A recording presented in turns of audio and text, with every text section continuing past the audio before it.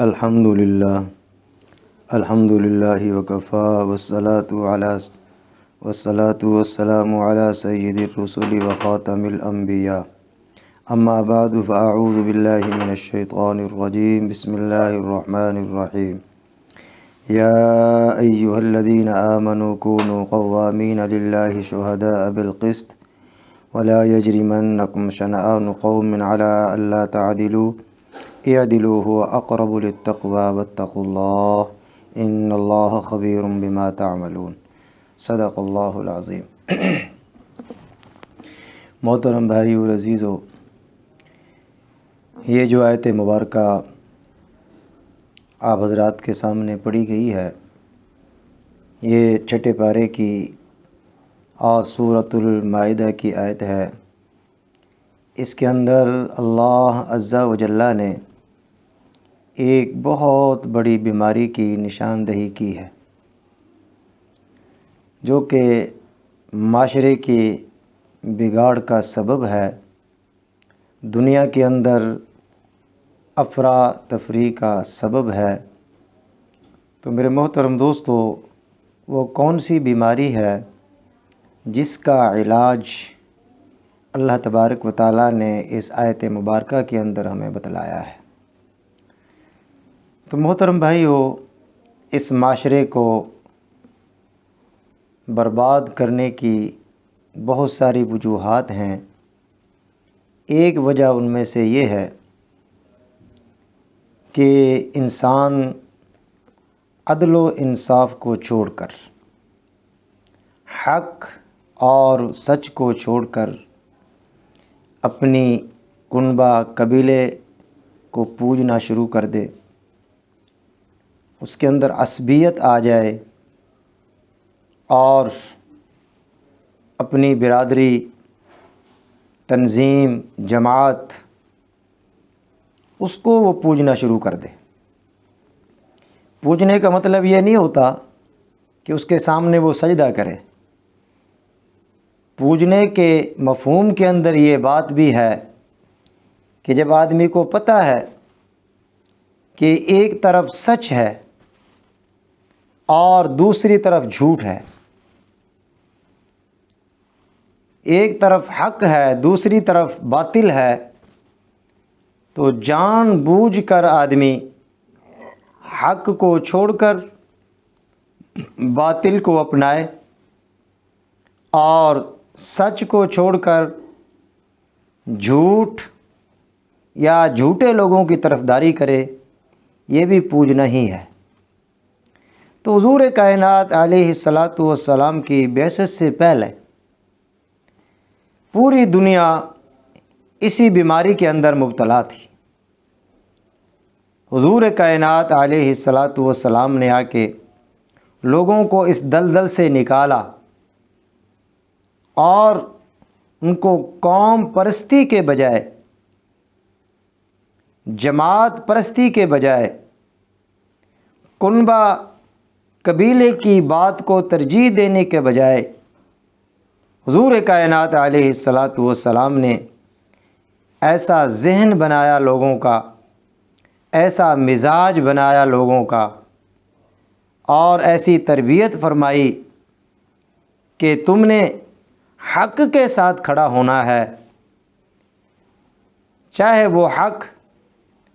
تمہارے اپنے ہی خلاف کیوں نہ ہو۔ اس حق کے ساتھ کھڑے ہونے کے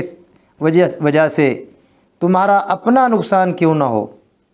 تمہارے والدین کا، عزیز و اقارب رشتہ داروں کا نقصان کیوں نہ ہو، لیکن تم نے اس سارے نقصان کو برداشت کرتے ہوئے حق کو حق کو تھامنا ہے اور حق کے ساتھ کھڑا ہونا ہے۔ تو اللہ تبارک و تعالی ہمیں بڑے بلیغانہ انداز کے اندر اس کی ترغیب دے رہے ہیں اس آیت مبارکہ کے اندر کہ یا ایھا الذین آمنوا کونوا قوامین للہ شہداء بالقسط، کہ اے ایمان والو، اللہ کے واسطے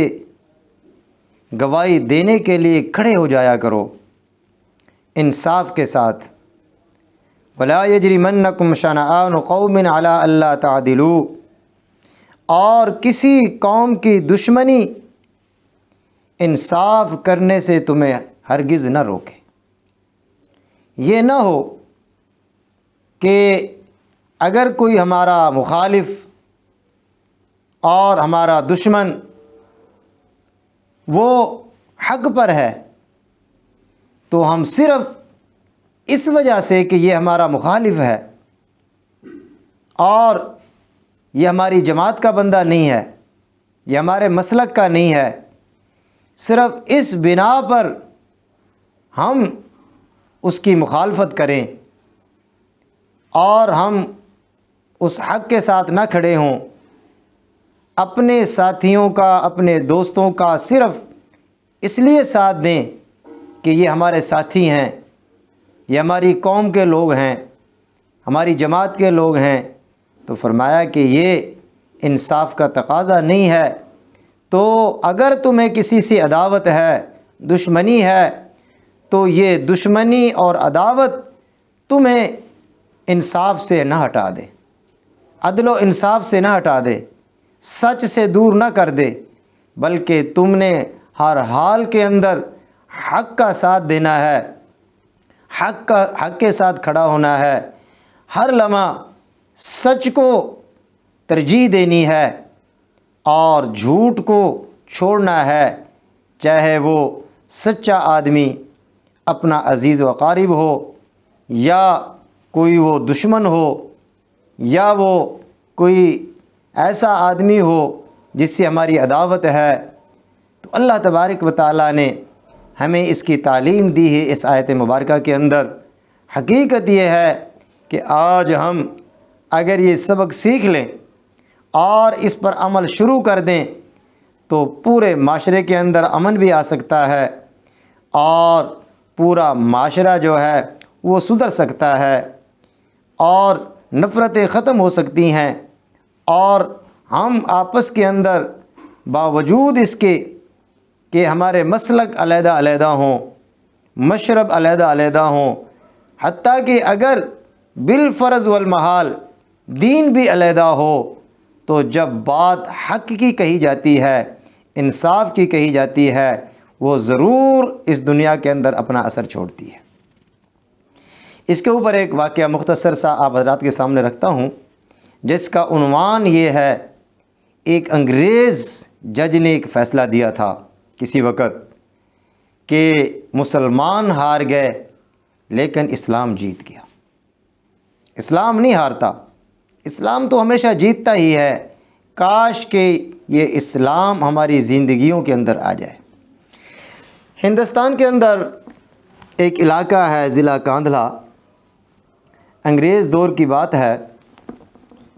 کہ مسلمانوں کا اور ہندوؤں کا ایک پلاٹ کے اوپر تنازع ہو گیا۔ مسلمان کہہ رہے تھے، مسلمان کہہ رہا تھا کہ یہ میرا پلاٹ ہے، اور ہندو کا موقف یہ تھا کہ یہ جگہ میری ہے۔ اب جب لڑائی آگے بڑھی تو جو مسلمان تھا اس نے اپنے ساتھ مسلمانوں کو ملانے کے لیے اور مسلمانوں کی ہمدردیاں اپنے ساتھ رکھنے کے لیے اس نے ایک سیاسی کھیل کھیلا اور کہنے لگا کہ یہ پلاٹ میرا ہے اور میں نے آج کے بعد یہ مسجد کو دے دیا، اس کے اندر مسلمان مسجد بنا لیں۔ ابھی اس نے مسلمانوں کو ساتھ ملانے کے لیے ایسا کیا، اور دوسری طرف ہندو نے بھی یہی کہا کہ جی یہ پلاٹ میں نے مندر کو دے دیا۔ اس نے بھی کہا، سمجھا یہ کہ جب میں مندر کے نام اس کو لگا دوں گا تو مسلمان ہندو میرا ساتھ دیں گے اور اس طریقے سے مجھے تقویت مل جائے گی، میری ناک رہ جائے گی۔ اب یہ مسلمان کہتا ہے میرا پلاٹ ہے، اور مسجد کے نام پر دوسرے مسلمان بھی اس کے ساتھ لگ گئے، اور اسی طریقہ سے ہندو کہتا ہے کہ میرا پلاٹ ہے، اور مندر کے نام پر دوسرے ہندوؤں کی حمایت بھی اس نے حاصل کر لی۔ اس طریقے سے یہ تنازع اور ایک جھگڑا اجتماعی شکل اختیار کر گیا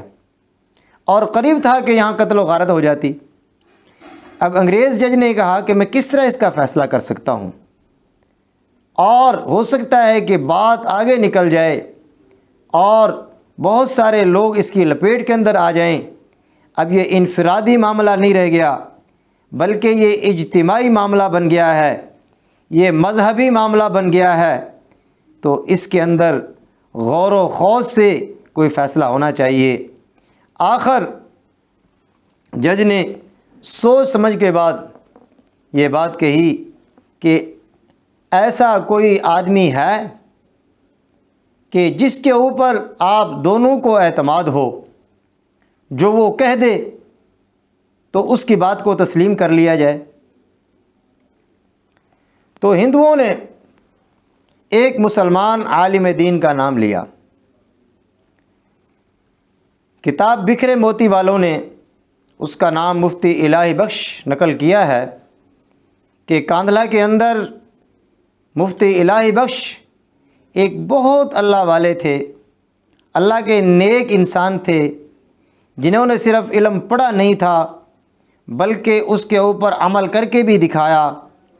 اور اس آیت کے اوپر پورا عمل کر کے ہم کو دکھا کر ہمارے لیے نمونہ بن کر چلے گئے کہ دیکھو، کسی کی دشمنی کی وجہ سے، کسی کی مخالفت کی وجہ سے حق کو نہ چھوڑنا، اور کسی کی نفرت کی وجہ سے ناحق اپنوں کا ساتھ نہ دینا۔ ہر حال کے اندر آپ نے سچ کہنا ہے، حق کہنا ہے، حق کے ساتھ کھڑا ہونا ہے، اور جھوٹے آدمی کے ساتھ اور ناحق لوگوں کے ساتھ نہیں دینا، چاہے وہ اپنے عزیز و اقاربی رشتہ دار ہی کیوں نہ ہو۔ تو اس جج نے کہا کہ آپ اپنا کوئی منصف تجوید کر لیں۔ تو ہندوؤں نے، حالانکہ وہ ہندو تھے، ان کو پتہ تھا کہ مفتی الہی بخش رحمہ اللہ تعالیٰ ایک اللہ والے انسان ہیں، وہ جھوٹ نہیں بولتے، وہ صرف اپنے عزیز اور رشتہ داری کی وجہ سے ڈنڈی نہیں ماریں گے، بلکہ وہ سچ کہیں گے، جو بات ہے وہی کہیں گے۔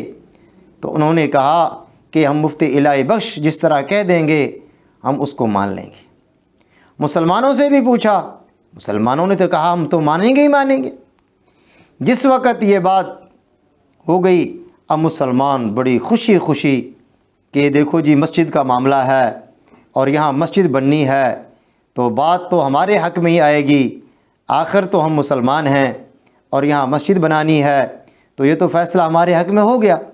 انہوں نے بڑی خوشیاں منائیں اور بڑی مبارک باتیں دیں، لیکن جب فیصلے کا وقت آیا اور حضرت صاحب وہاں حاضر ہوئے تو جج نے پوچھا کہ مفتی صاحب آپ بتائیں کہ یہ پلاٹ کس کا ہے؟ تو مفتی صاحب رحمۃ اللہ علیہ نے بغیر کسی شرمندگی کے اور بغیر کسی جھجک کے دو ٹوک فرمایا کہ سچ بات یہ ہے کہ یہ پلاٹ مسلمانوں کا نہیں ہے، یہ پلاٹ ہندوؤں کا ہے، یہ پلاٹ ہندو کا ہے اور یہ پلاٹ ہندوؤں کا ہے۔ جب مفتی صاحب رحمۃ اللہ علیہ نے یہ بات کہی تو جج نے کہا کہ اب یہ اس کے اندر مندر بنا سکتے ہیں؟ مفتی صاحب نے فرمایا کہ یہ پلاٹ ان کا ہے، جب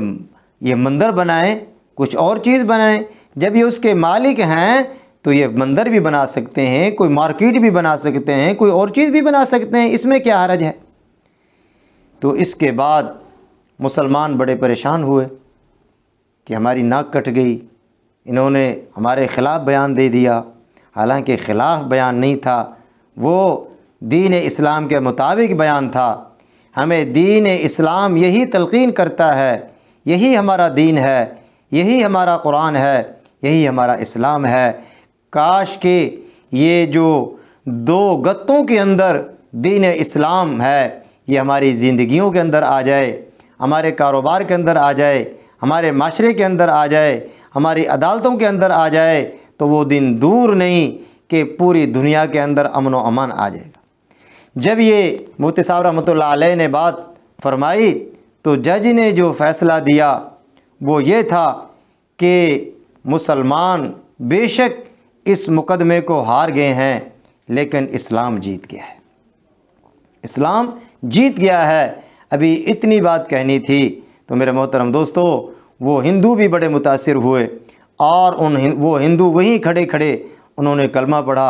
اور فرمایا کہ ہم مسلمان ہوتے ہیں، اور اب اس جگہ پر ہم مسجد بنائیں گے،